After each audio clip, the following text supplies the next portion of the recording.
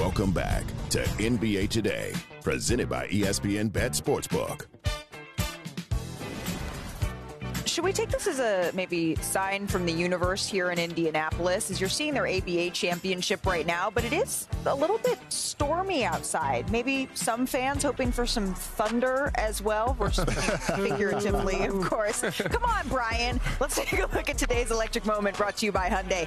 In a game 3 that's so pivotal, it takes hustle plays from the others, UD. I mean, yeah, TJ McConnell was huge in this game, and I'm telling you, he's a guy who every time we play against the Miami, he is on the scout report because he can impact the game. Did you see his eyes after he got some of those steals and the way he ignited the crowd? You can feel that crowd and you can feel that energy igniting through their team. And it continued in the fourth quarter, Brian. Man, the highlight package for TJ McConnell in this game is a freaking career. All hustle, man, all heart. OKC committed 19. Look at that. It's just amazing. 19 turnovers in game 3. Jason Sehorn. He did that to Caruso. Jason Sehorn. Shai Gilgeous-Alexander, also part of that turnover story, right? He committed 6 of them, which is the most in his playoff career, tied for his second most in the season. Indiana was able to turn those turnovers into 21 points on the night. Remember, that's what the Oklahoma City Thunder, they couldn't really do in game 1, even though Indiana was turning the ball over at such a high rate here. And as you take a look at Shai's shot chart, it was a slow night by the MVP standards, right? He only scored 3 points in the fourth quarter in game 3. He took just 3 shots, including 1 in the paint. That's after combining for 17 fourth quarter points in the first 2 games of the series. Here's SGA yesterday on the fatigue factor. How much did you feel like those body blows made fatigue a factor? How can you mitigate that and try to fight through it, figuring they're going to take a similar approach? Yeah, you got to suck it up. You have to. There's maximum 4 games left in the season. And it's what you work the whole season for. It's what you work all summer for. So the way I see it is you gotta suck it up, get it done, and try to get a win. So Shai won't necessarily talk about the fatigue that we all maybe saw him feeling, but I know that the disembodied voice of that question will. Tim McMahon. Howdy, Tim. Howdy, Malika.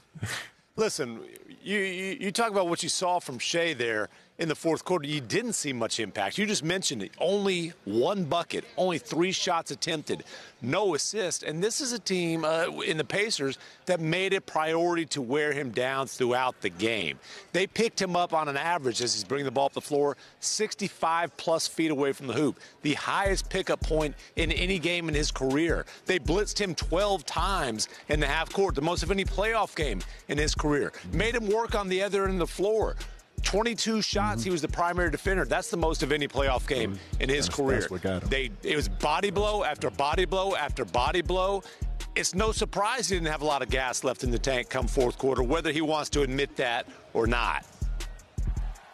Well, it's something that certainly we should all keep an eye on going into this game 4, whether or not they can continue to wear down on the finals MVP the MVP rather, because he has been pretty unflappable. We call him Shea Butter for a reason, because he is smooth all the time. And maybe just a little bit, we were starting to see some cracks in that armor. Tim McMahon, thank you so much for stopping by with that insight here. Let's just take a look again at the numbers behind teams that trail 2-1 in the finals. They have a 4-3 record in this series. The 2015 Warriors, 2016 Cavaliers, the 2021 Bucks, and the 2022 Warriors all overcame 2-1 deficits to raise a banner. I'm thinking about 2013 right now, gentlemen, because it's exact same makeup, right? The San Antonio Spurs, your Spurs won game 1 of that series, if I'm correct. You stole one in Miami against Udonis, right? So you stole one in Miami. Then you guys were able to defend home court in game 2. We went 1-1. And then you went on the road in the same fashion, and you were able to steal game 3. And so we wouldn't say steal. And the format changed after that year as well. So instead of going 2-3-2, because once we stole one in Miami, we then had home court because the next 3 games in San Antonio. Now it's 2-2, 1-1-1. But yeah, that's a very pivotal moment, and this is a very pivotal moment for these groups. But Shai, and before the series, we predicted who would win, who would be Finals MVP. the only way OKC wins if Shea is MVP. It's different for Indiana. They could have Pascal be MVP. They could have Miles Turner, Nathan. They could have a multitude of guys that could be up for the Finals MVP. OKC does not win this Finals without Shea being MVP. He has to be aggressive. He has to get to free throw line. Fatigue is not an excuse. And if he's not playing MVP level, they do not win this series. And to the common eye at home, you would look at the trapping him and the picking him up 65 feet away from the basket. But me and Danny shook our heads. 22 times he was the primary defender. Yeah. That is also a way to wear on someone. He did it in the Knicks series. This is the genius of Rick Carlisle. Yeah.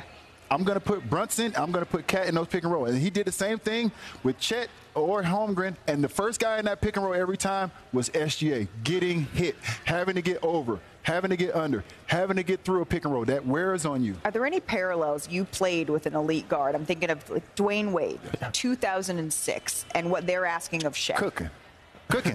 He was cooking, but he did it on both ends. And right now, to be a champion, you have to do champion things on both ends of the basketball court. And I understand you're tired, and he did admit it. He says it doesn't matter, but it ain't no time to be tired, bro. He did have a little help with Shaq. Unfortunately, SGA does not have a Shaq, so Chet has to step up and be somewhat, and so does J-Dub. But SGA, this is their identity. He has to be that guy all year long. He has to show up and be the MVP. That was the complexion in that Game 3 that we were talking about in 2013. It was a huge night from LeBron, from Dwayne Wade, and from Chris Bosh. Yeah, you went back to 2013. I'll go back to last month. Let's just remember that a month ago, again, Denver, the Thunder were in this exact same spot. They lost Game 3 to go down 2-1. They had let Game 1 get away from them. She had the smile going into the tunnel. SGA was smiling. And then he came back and delivered great games in Games 4 and 5. They flipped the series. They end up here. That's what they're going to need. He's been in this spot before. He has tasted this before, just not at this level. This is not only the day that is Game 4, but it is also Friday. Okay, Friday the 13th to be exact. So let's have some fun.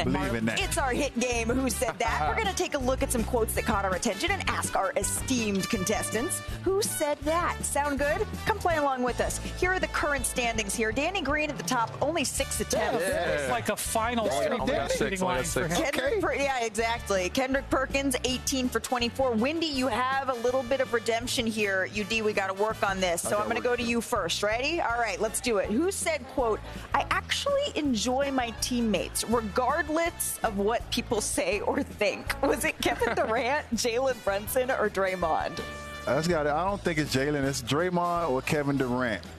I'm going to say KD. Was it Kevin Durant? I was Brunson. I thought it was Draymond. I would have never thought it was Draymond. Regardless of what people that's that dark comedy on the podcast. Josh Hart. That's the dark comedy podcast. I didn't think that people think he doesn't enjoy his teammates. Yeah, I would have never guessed that about him. He always has the same face. People don't think he enjoys anything. My stylist, who knows nothing about basketball, once texted me, the man who always looks miserable is really going off for tonight. All right, next one's for you, Brian. Who said this quote? TJ's a pest. He's like an annoying gnat flying around your head. Neesmith, Rick Carlisle, or I don't think his teammates would have said that. I say Rick Carlisle said that, but was it Rick Carlisle? That was quick and decisive. Was it Rick Carlisle? The suspense is killing me. Oh my God! Don't listen to me. I was going to pick Neesmith. I thought it was Danny, you going to save us? Like an annoying gnat flying around your head. I did not have Obi Toppin. I didn't either. These are some good ones today. These are some good ones today. All right, Danny, you ready? Here we go. Feeling good? You feeling loose? All right. Come on, producers, help me out here. Who said this quote? I have plans. You got to wrap it up soon. I know this one. I'm trying to bake. I'm trying to do a little Only because I'm a cookie guy, I know this answer. Do you make cookies? I do. Not as much anymore. Okay. I'm trying to cut back. I'm a cookie guy, too. I'm going to go with Benedict Mathurin. Was it Benedict Mathurin making cookies? Oh, that rich okay. I missed this. You got to wrap it up soon. I'm trying to bake. You know, I'm trying to do a little cookies tonight. So. I think he had the family in town. He was trying to bake some cookies. I'm glad he clarified it was. He said beat Braun, too. Benedict just said a lot. I don't know if it's true, but we'll see if I got one more for everybody. I hope he shares because we all love a baked treat. I know this one, too. Okay, let me get it out first, guys. Let me clear this up. I'm not losing no one-on-one game, bro. I got ridiculed for doing this at the highest level. Carmelo, Paul Pierce, Michael Beasley. Mellow. Okay. Definitely mellow. Sounds like we got two who Why know is the answer. Beasley? How did he make the cut? He made the challenge. He challenged Melo. Oh, I see. Right. He said, I could beat Melo one-on-one. And Melo said, I'm not losing. a one-on-one game, bro. Yeah. I'm not. Let me just clear this up right now. I got ridiculed for doing it at the highest level. Yeah, he said, I played ISO for 15 years, guys. Yeah, exactly. I got this. Oh, Lord. Mike Beasley's known to be like the one-on-one king now. He played Lance one-on-one. He had the run. Beasley is your favorite hooper right now. Now we need to see it. Yeah. That's all I'm saying. Melo now said we he's need not to going to see get on it. the court, though. All right, friends. Don't do it, Melo. Thank you for You playing. learn nothing from doing that. Coming up here on NBA Today.